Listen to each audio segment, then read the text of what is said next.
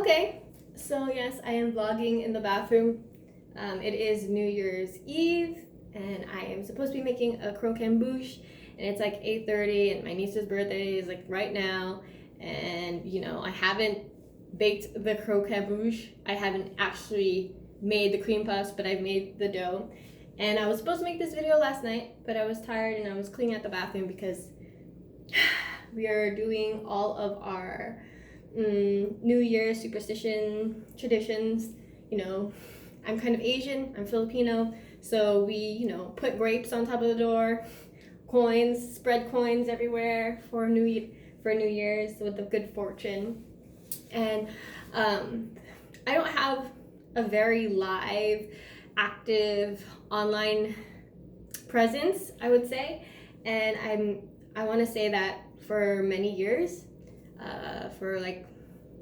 for 7 years, I've been working on this project that is, I consider, an art project, and it's an art piece that is contemporary, it's of the times, and it's reflected through Facebook, which is a very big primary and impactful source of social media, especially for me, someone who is like at the beginning of that millennial age. And so I don't know why. I mean, I've had a YouTube account for many years, and my friends all have been active with YouTubers and like YouTube people, and I've been involved with people in radio and nightlife, and like people in entertainment, and I just never really was much of a person who had an online appearance. I mean, I have photos and I have a whole bunch of posts. I don't have that many check-ins here and there around the city, but I do have some, especially ones that I've been tagged in. And because I don't want to, I'm supposed to be ending this today, and I'm supposed to be like closing up shop with all of the rest of the stories that have been happening from the past decade or so. I'm just gonna do this video uncut.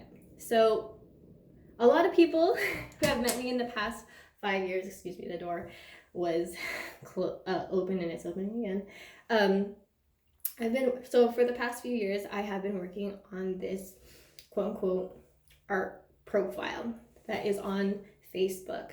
And it all began with the idea that I lived in this I don't live in a small town, but I was always consistently nervous about small circles in town and popularity and all of that kind of stuff. So it circulates at the idea that I think that people on the internet shape themselves in a certain light, and they hide and they divide certain aspects of themselves into two parts. Of course, there's parts of us that are at home that are afraid to show in the public, and then there is a more professional form of self that we decide to show for everyone to see. When it came down to this, thinking of this, it was because of something very informal while I was in school, where school is a place of growing professionalism. I used to go out a lot, and if you watch any of my other videos, I show that I have two profiles. I went through some crazy breakups through college, and I went through these crazy experiences, and out of the last breakup that happened in around 2014, and a lot of drama that happened with my friends, I decided that I was just gonna rant out online. I don't know what it was in me, but my blood was boiling and I started ranting.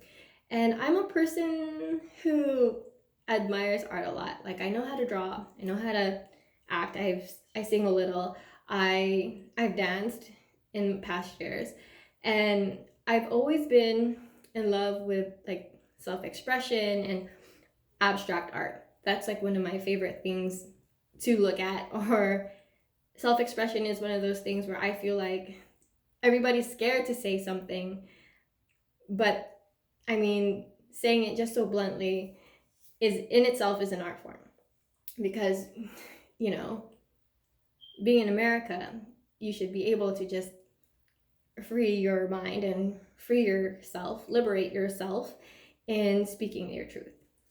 So around 2014, I had this breakup and I had a lot of drama with friends. And I've always been that friend that doesn't really talk. She doesn't really say anything.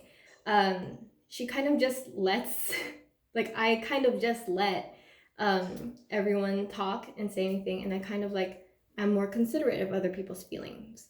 And I try not to hurt other people's feelings. But one day I just burst and I started ranting online. And I was lost. I was lost about what I was doing with my career. And I was thinking that that I was just ranting. But at the same time, I was having a hard time, a difficulty in choosing a career path. And I was in this weird place where I was undeclared. And they had this major that was good for art and for health, and a mixture of those things. And I could go into therapy with that. So all of a sudden, out of those rants, I said, well, hey, this is healthy for me. I don't talk too much. And so I started ranting online and telling people how I feel. More so over the time, like I started to realize like, well, this is kind of rude, like I can't just tell all these people like how I feel, and some of them are my friends, and I'm not being blunt with them. I'm not being straight up with them to their face. And some of these people that I know are like figures, like they want to be figures, or they are figures, or they're growing to be figures in the media, in public, and all of those things. And so the more that I ranted online, I thought about where I was going in my life, reaching like sadness and depression. And it just blurted out. One by one, I decided that maybe I didn't need all of these people to know. So I would kind of like dim down my posts to something less angry and less sad. And then over time, I would start up again, like posting random thoughts that were angry. And I just kept doing that for a while. And then around 2015, 2014, there was like buzz that social media itself was starting to have an impact on the way people feel. Like it was called how social media, Facebook, things like Facebook and Instagram correlate to depression and how we feel about ourselves, how we feel inadequate or more adequate, or we grow this power of having to be obsessively wealthy in any way to show on social media. And so one by one, again, I upped my post with anger, and I decided to dwindle down all my friends. I decided to like cut out all my friends that I've met in random places, and only create a circle of friends that were very dear to me, knew who I was, and knew what I was saying online was very truthful. And it wasn't meant to like very hurt, but I was just saying what was true to my heart. And those people probably know who I am since I was a kid, and they know that what I say isn't really mean, but it's fair. It's fair on my end, even though the other people may not know that. And for a couple of years, I want to say that I just had only 100 friends on there, about 100 friends. And those were people who had grown up with me since I was a kid, and or friends that I've had from middle school, or people that I felt understood me. And in terms of seeing how social media makes people feel depressed, I could say that, yeah, it kind of does. Like, it kind of does have an impact on the way we feel about ourselves. And it makes us feel like, I want to say like, what's the word? Self-conscious about what we say. And that goes into how we use social media for the way we shape our lives. We always want to post the right words or post the right pictures. And well, in this art project, I decided that I would split it. I split myself into a more emotional person in one context. That was my original profile. The original profile that I started off as just a student, straight 17, and it's like senior year in high school, sharing photos with my friends and posting very simple, basic, beginner style Facebook posts. And then from there, I kind of grew a storyline from there, from my breakup and further on. And then in 2015, I didn't want anyone to know that I was going to try out for something. I wanted to recreate myself as more professional. And instead of creating a professional page for myself, I decided to split it. I made myself a professional style email because the one on my original profile wasn't professional sounding, and made a whole new Facebook to showcase my professional side, my image as a professional person, my tone more professional. Instead of me having more personal thoughts, it's more about things in the real world, topics in the real world, issues, posts with my family, but in a more professional and more selective choice in posts, right? And that's kind of where it starts. So once I split myself into that's when most of the art projects started. Yes, like I think that people split themselves into a business style, and people with that style are also scared to showcase who they are inside because they don't want their feelings to get mixed up with the real world. That's something that most people never take to work, and they bring it home and they do something with it. And that's what I did. And in terms of being like someone who's done acting, it kind of showcases what I know as an actress and how I portray myself in my original profile. So in my original profile, you'll hear stories about nature, and that has to do with stories from my ex-boyfriend in a time where everybody was really natural, and I was in college and lurking into other styles of living with other people, exploring life as a young person with new eyes, and a person who grew up with a religion that just was always there, and how that always impacted myself and other people. And other times it'd just be posts or rants about people that I hate, but like I made it sound like I was a character. I voiced myself as a person who'd wake up every day with these emotions, talking about them. And so I guess that kind of gave me a face of a character versus me being actually myself. And then another aspect is, yes, I did go through a lengthy time of depression, and throughout the years, you can see that like there are little words here and there that kind of showcase me trying to get out of it. And not so much now, like I don't have those posts as often now, but back then I did.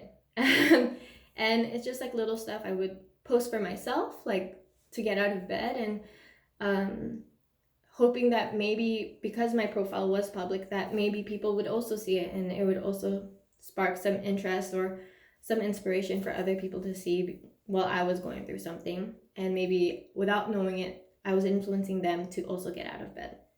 And then for a long while, I want to say up until 2017, and I went back to school, I just didn't know what I was doing. So for school, I was just trying to go back to school, and I thought that this art project would just showcase any of my interests, whether it is searching into new religions and looking into other worlds or other countries, getting into trouble with different characters, pushing my morals and my ethics, and how I see those morals and ethics as a person. And like just looking into that made me see how I read other things like scripts and newspapers and strategies in work, it just one-on-one, they just reflect each other. Like how two parts of myself reflect each other, and how they coincide with one another professionally and unprofessionally, and how those connect, and how we showcase that in the real world, reflected online. If you want to get to know more stories, I did also go on a spiritual journey. I also, you know, I went into internal conflict about who I am, and I do use different literary devices. I change it up. I make it sound like I'm in medieval times or olden times, and sometimes I make it sound modern, and sometimes I make it sound like and today I use youthful slang, because all of those things at some point in my life are a reflective point in me. I've been a young person. I've been in a school where you got to follow the rules. I've been in a school that's based off belief systems from a very medieval time, maybe, Catholicism. But everybody at this point right now thinks that what I'm doing is a play, and I'm saying that this is not a play at all. It's not a joke. It's actually repressed feelings. Like in doing this, I was ranting and saying things that I was angry about and thought about, and they turned out to be my hidden feelings, my repressed feelings about my exes, how I really felt, whether I love them or not, after I was angry, even though I was all angry, and whether I forgave them, and wasn't angry, and reminiscing on memories, and sometimes just wanting to say, I love you, or I'm sorry, without actually saying it to their face. So in a sense, I was trying to do art therapy on myself, and it worked for me. And I do look into, I do have other readings in there that are philosophical, and they reflect who I am. And so with the new year coming in, I'm just trying to end the story, because there is a storyline, and I'm trying to end the story. I'm trying to, because the breakup was a long time ago, I'm trying to end the story and move forward and go into 2021 with a fresh new start, like everybody else, because 2020 is just COVID bullshit. And I just wanted to put that out there. It's not a play. It's my real life, set back by 2 years after. And right now it's kind of just really current. So I'm going to end this video here now, because it's been 20 minutes. And I hope you guys enjoy the rest of the year. Maybe I'll talk about new posts. I'll talk about posts in the storyline, what it is about, and why it's so real. But once again, I hope everybody has a happy new year. I hope you guys get more blessings in the new year. I hope you guys feel blessed in the new year. And I hope that we can kill the virus that's keeping us home and keeping us away from our vivacious spirits of living. Have a good night. See you soon. See you tomorrow. Because I'm probably gonna add on more to this.